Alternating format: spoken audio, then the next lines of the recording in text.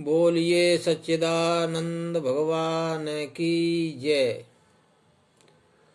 प्रश्न है कि क्या नर शब्द या नाम ब्रह्म का पर्यायवाची है? क्या ब्रह्म को ही नर कहते हैं? उत्तर है कि वेद में परमात्मा के अनेकों नाम हैं और वो सभी नाम अधिकांशतः गुणवाची हैं। उनको ही पुरुष कहते हैं, भगवान को ही ब्रह्म कहते हैं, उस चेतन शक्ति को ही अग्नि के नाम से भी जाना जाता है। तदेव अग्नि, वह अग्नि ही परमात्मा है। विविध नामों से उसका वर्णन किया गया है। उनमें से एक नर नाम तत्ववाची नाम है। ब्रह्म और पुरुष भी विशेषणवाची नाम है। तो विशेषण जो है विशेष में रहता है, विशेषण विशेष में रहता है, इसलिए नर शब्द विशेषवाची है, तत्ववाची है।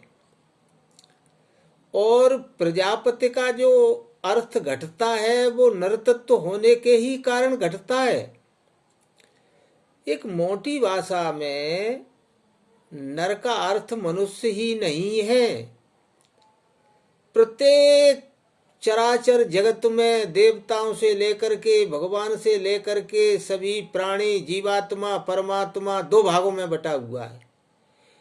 एक भाग है, एक रूप है उनका नर रूप, और एक है स्त्री रूप। विष्णु पुराण में भी कहा गया है कि विष्णु ही वर है और लक्ष्मी ही दुल्हन है। तो नर शब्द से नारी शब्द की उत्पत्ति होती है। तो ये जैसे ब्रह्म के लिए माया, पुरुष के लिए प्रकृति, अगर उसको अज कहोगे तो उसको अजा कहते हैं।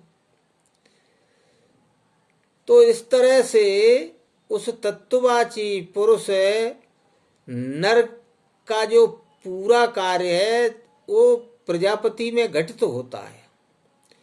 जैसे कल मैंने कहा था, समान न जात है परो अन्यो अस्त आविशेष भुवनान विश्वा, यजुर्वेद का मंत्र। इसी तरह नर की परिभाषा भी यही है।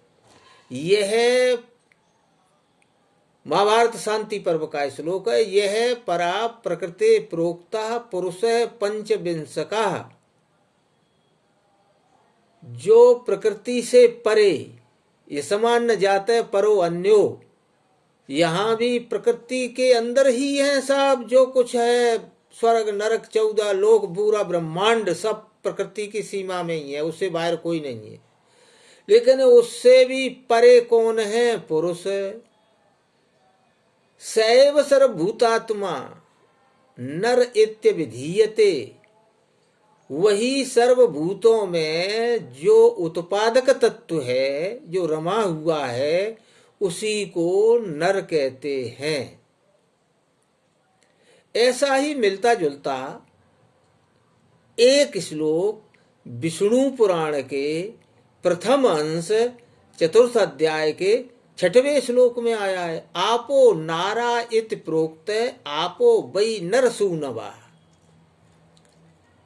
आपको नार कहते हैं। श्लोक का अर्थ समझिए। आपका एक दूसरा नाम क्या है? नार। और नार किससे पैदा हुआ? माने जल किससे पैदा हुआ? माने संपूर्ण भूत किससे पैदा हुए? नर से। अरे वो ही तो उत्पन्न करने वाला है, नर तत्व ही तो उत्पन्न करता है। अगर नर न हो तो उत्पन्न कहां से होगा?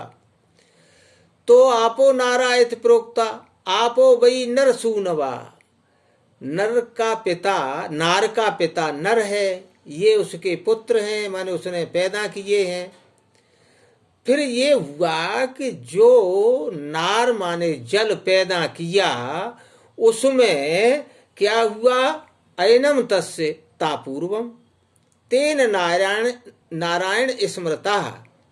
विष्णु पुराण का श्लोक कहता है कि नर से जल पैदा हुआ और उस जल में फिर नर ने शयन किया, रम गया, तब उसी का नाम, नर का नाम ही नारायण पड़ गया।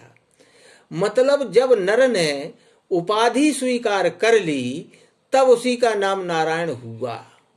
दूसरे रूप से यह भी कह सकते हैं कि चेतन सत्ता निर्गुण रूप से नर के नाम से जानी जाती है और सगुण रूप से नारायण के नाम से जानी जाती है।